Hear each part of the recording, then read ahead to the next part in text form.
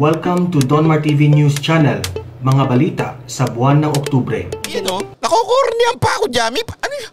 Red lipstick, red tag, red lipstick. Baduin nyo, pako-corny ninyo. Sorry nakokornian ako. Mag-red lipstick kaya ako. Sa kanyang social media account bilang pag-alma sa umano'y pagre-red tag o pag-akusa sa ilang celeb. Red lipstick? At saka sana kung ngayon mo ginawa yan, parang hindi naman ngayon yan, parang dati pa yan. Nakabilang sa komunistang grupo. Ibinahagi rin niya ang isang larawan kasama ang kontrobersyal daw niyang kapatid na si Ella Colmenares na inaakusahang nasa underground sa Quezon. Giit ni Angel, hindi siya bahagi ng NPA o anumang terrorist group. Gayon din si Ella at pinsan nilang si Nery Colmenares. Sa kanyang tweet naman, sinabi ni Ella na naniniwala siyang dapat ipaglaban ng women's rights at karapatang pantao. Pero hindi raw nangangahulugang miyembro na siya ng New People's Army. Matatandaang nag-ugat ang issue sa red talaga tag. nitong babae na to. Grabe, Pag yan naging... Nang maimbitahang magsalita si Liza Soberano sa forum ng Gabriel. Hindi ka ako kaya si Liza Soberano. Sagutin kaya ako niyan.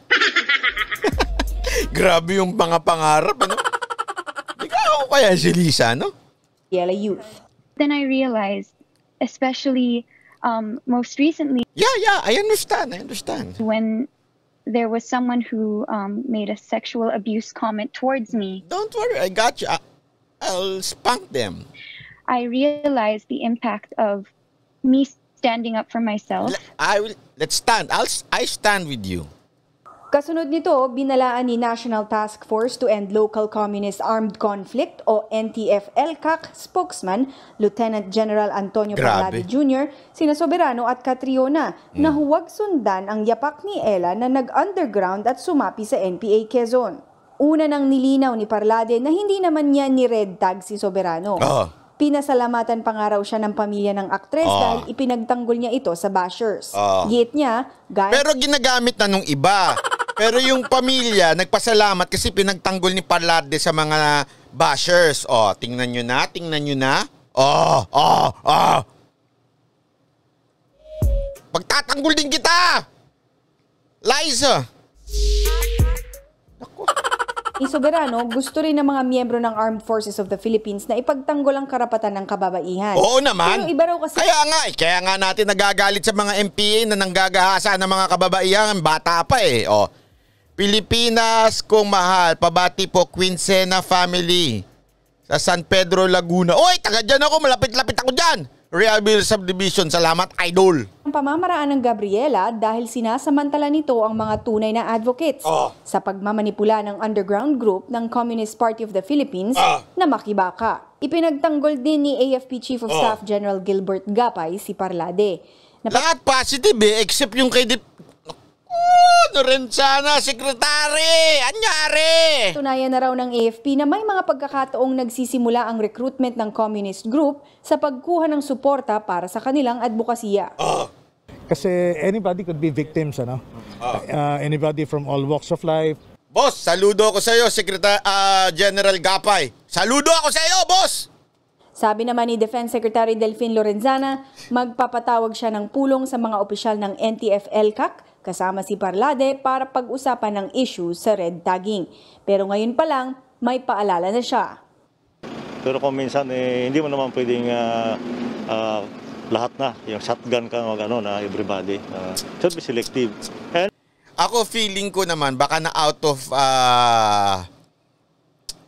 of context yung pagkasabi ni dito. Kaya lang problema ko, kaya nga sana, di ba sinasabi kong paulit-ulit sa mga opisyal natin, na please lang, ingat kayo sa interview ng media kasi kukuhanan lang. Alam mo yun, yung ang haba ng sinabi mo, iba yung konteksto, biglang sasabihin lang yung kapiraso para lumabas kayo na pag-awayin. Ayun, pinag-aaway kayo tuloy ngayon. Wag ko kagad natin husgahan si Lorenzana. Malay nyo naman na out of context siya. Kaya nga lang, ang sabi ko nga dito, sana Secretary Lorenzana, hindi muna kayo sumagot. Ay nako, ganda lang kasi ni Liza Soberano. Pag magjojowa na ako, pag siyang jowa ko, promise. Pakialam nga yung number niyan, itetext ko siya. Madam, pwede po ba ako mag-apply? Joke lang ha. Baka sabihin na naman nila. Dapat may ebidensya tayo. Bago ko masabihin na lip test yan. O NPA yan. Dapat may ebidensya tayo. Meron po. Maraming ebidensya. Just keep quiet. Nagbabalita mula sa Frontline, Patricia Manguni, News 5. Alam nyo, sa totoo lang, sa tingin ko, medyo maraming na-disappoint na sundalo doon sa statement na yan. Alam mo kasi, marami akong kakilala patungkol ho dyan sa mga sundalo na yan. Alam naman ho nila talaga yung totoo na nangyayari. Kasi ho, mismo doon sa mga nahuhuli nila, yung iba napapatay, yung iba nahuhuli na NPA at mga bumabalik loob na NPA, talagang nagsisimula sa mga progresibong grupo. Diba? Yung kahapon interview natin, ang linaw ho nun eh. It's not the first time na naka-interview tayo ng ganun. Ang dami from the Lumads, mga estudyante, mga dating commander ng NPA. Di ba? Na-interview natin yan dati sa lumang stasyon. Di ba? Bira naman, no? Ano yun? Nag-evento lang si Parlarde? Hindi ho yun. Matagal, alam nyo, matagal na ho nagsasalita yan si Lieutenant General Parlarde. Sana yan ang maging chief of staff sa susunod, ano? Ano ba kasi yung comment? Ito, para malinaw. Ito ho yung comment ni Parlarde. Tingnan nyo, ha? Ang linaw, let us not red tag Liza Soberano. It's not fair to her. She is merely supporting advocacy for women's rights. Ang linaw doon, no? She has to be protected in the exercise of her rights. Is she an NPA? No, of course not. Not yet. So let's help educate her and the other celebrities targets of malayang kilusan ng bagong kababaihan ng Makibaka, the underground mass organization hiding under Gabriela. Ibig sabihin, merong underground organization yung Gabriela na yan, yung Makibaka. The choice is yours, Liza. And so with you, Catriona. Don't follow the path Kaela Colmenares Locsin took in the underground and NPA Quezon. Ibig sabihin talagang meron. I am sure Angel Locsin and Nery Colmenares will not tell you this. Ang linaw-linaw, oh. Ito yung banat ni dating Senador Antonio Trillanes. Ayan o ang comment niya. Who you? Yan lang ang comment ko. Who you? Hindi ka na relevant. Tumahimik ka na lang dyan. Walang nakikinig sa'yo. O ito. Ito si Bianca naman. O ito rin. Ganda rin ng mukha nito. Walang ginagawang masama si Liza Soberano. Sino naman nagsabing may ginagawa siyang masama? She's young women finding her own voice. She just want to use it to empower other women. We support you. Bakit? Sino naman nagsabi na may ginagawa siyang masama? Wino-warningan nga lang siya na malapit na siyang, hindi naman malapit, na patungo siya doon sa danger zone. Kaya nga siya wino-warningan, concern niya ang AFP sa kanya eh. Oh, sabi naman ito ni Gwendolyn Pimentel Gana, Commissioner ng CHA, such remark are tantamount to harassment and red tagging coming from a high-ranking military official statements of form of suppression. Paano naging harassment yun? Pinaiingat nga, pinuproteksyonan, dinipensahan pa nga. Paano naging harassment yun? Nagbabasa ba kayo? Kakainis? Para mga hindi nagbabasa ng posto. O ito naman, si Comelec. Ito na naman si Guanzon, may masabi lang. Ito si Meme. If Liza Soberano is a communist, then I'm a trying hard Marxist. I broke my morning just... Sorry, walang kwenta. Huwag na nating bigyan ng panahon yan. Walang kwenta yung sinasabi niyan. Si Senator Kiko Pangilinan, ayon sa Saligang Batas and Armed Forces of the Philippines ang magtatanggol sa taong bayan, hindi maniniil. Protector, not oppressor. This threatening statement are uncalled. Hindi ko mag-gets saan nila nakuha yung threatening statement. Ang linaw doon sa statement. Pinagtatanggol ni General Parlarde si Liza. Paano naging threatening yun? As katunayan, pinagtatanggol niya, sinasabihan niya na, ma'am, mapapahamak po kayo dyan, huwag nyo na pong ituloy yan. Paano naging threatening? May nabadyutak ninyo, sir. Parang medyo nabawas-bawasan ho ata. Baka lang. Tinatanong ko lang ho, ha? Ito naman yung legal counsel ni Catriona Gray. Catriona will not waver and continuously champion championing social cause that uplift women's life. O bakit? Wala naman kami sinasabing tigil nyo. And while there may be people who will try, she remains steadfast in her stance that no one should be silenced. Aba, sino ba nagpapasilence sa inyo? Walang nagpapatahimik sa inyo. Pambira kayo. Ituloy nyo lang yan. Ang sinasabi nga ng AFP o ng NTF-ELCAC, sinasabi nila, mag-ingat kayo dyan sa Gabriela. Okay? Kung gusto ninyo i-empower ang mga kababaihan, sumali na lang kayo kay Beyonce. Diba? Kay Beyonce. We're a survivor, we're not a reader. Ganon. Pwede naman kayo magaganyan-ganyan eh. Gumawa kayo ng mga song, gawa kayo na. Huwag na kayo sumama sa Gabriela kasi inis ako eh. Kayo kasing mga artista, alam ko okay yan, yung mga ipaglaban ng mga karapatan ng mga kababaihan. Mga ganyan, di ba?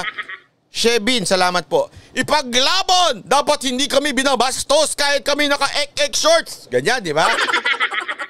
Okay yan. Go tayo dyan. Sangayon kami dyan. Mag-ek-ek shorts kayo kung gusto ninyo. Walang problema. Okay? Ang point lang dito, wag sa Gabriela. Bakit? Yung Gabriela, may history na yan. Ayaw nyo ba nun na winawarningan kayo na yung Gabriela may history na yan? Pag tutuloy-tuloy kayo na pagsama dyan, delicates kayo. Winawarningan na nga kayo. Eh di gusto mo, ikaw, Catriona Gray, pamunuan mo, isama mo si Liza Soberano, sama mo si Angel, mag-form kayo ng bagong grupo. Oh, walang problema. Gusto nyo ako pa mag-manage sa inyo eh. Ang point lang, wag sa Gabriela. Bakit? Yung Gabriela may history nga yan eh. Yan ang sinasabi ng NTF-ELCAC. May problema ba, sabi ni Karen De Pablo? May problema ba ang education system natin? Bakit mahina ang level of comprehension nila? Hindi ko nga rin maintindihan eh. Hindi, di ba? Ganun lang naman po kasimple yun. Ang simple-simple. Okay? Ituloy nyo yung pinaglalaban nyo. Ako rin naman, may pinaglalaban din naman ako. Hindi ko nga alam kung ano eh. De, joke lang. May pinaglalaban din ako.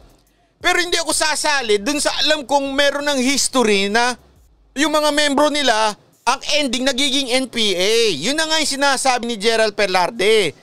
Marami dyan sa Gabriela nagiging ending NPA. Kaya nga niya winawarningan ito mga kababaihan ito. Hindi niya sinasabi, oy, tumahimik ka. Walang ganon. Huwag naman tayo mag-imbento. Hindi, wag nating awayin to si Catriona at saka si Liza. Hindi porket maganda sila pinagtatanggol ko. Ligaw lang sila. Yun lang kasimple yun. Ligaw lang sila, hindi nila alam. Ito lang eh. Sana kesa na alam mo yun, kare, 'di ba? Salamat po, Mike Caluza. Makinig kayo ha, Catriona at saka Liza Soberano. Okay, makinig kayo. Ito seryoso nito. Kung kayo seryoso sa pinaglalaban ninyo, susuportahan kayo ng taong bayan. Okay? Lahat po ng pinaglalaban nyo patungkol sa kababaihan, suportado kayo ng mga kababayan natin. Ang point lang, sana inaalam ninyo yung mga pinagsasalitaan ninyong mga organisasyon. Sana itanong ninyo sa military kung ito bang mga organisasyong pinagsasalitaan namin walang bad record o walang history na maka-NPA o terorista. Yun lang po yun. Sandali. Hindi pala nila ako maintindihan because it's an English. Okay, let me speak in English to you, ha? Catriona Gray and Liza Soberano, I just want to speak to you from my heart. Deep inside my heart. Okay? Please, if you want to fight for something, like a women's right, any right or left, it's okay. We, the people of the Philippines, support you with all of our hearts, mind, and soul. We support you. Me, personally, I support you, Catriona Gray and Liza Soberano. But, don't ever forget, there are some organization that is very dangerous. Why? Because they have history of becoming or supporting and advocating, ano yun? Advocating. Yun, advocating. Galing. Advocating terrorist organizations such as NPA, ha? May such as pa yun, ha? So if I were you and I'm not you, please, for sake, okay? Please, ask AFP, ask NTF-ELCAC. So for you to be sure which organization should you join, should you talk, should you engage, so that you won't be in danger, huh? If you want, I can help you. I can give you the number of Lieutenant General Parlarde. Just email me your number and I'll call you, huh? Okay? Sakit sa ilong nun, ah. Ano ba yan? Do you understand or not? If not, just... Sir Randall, please explain. Ano ba yan?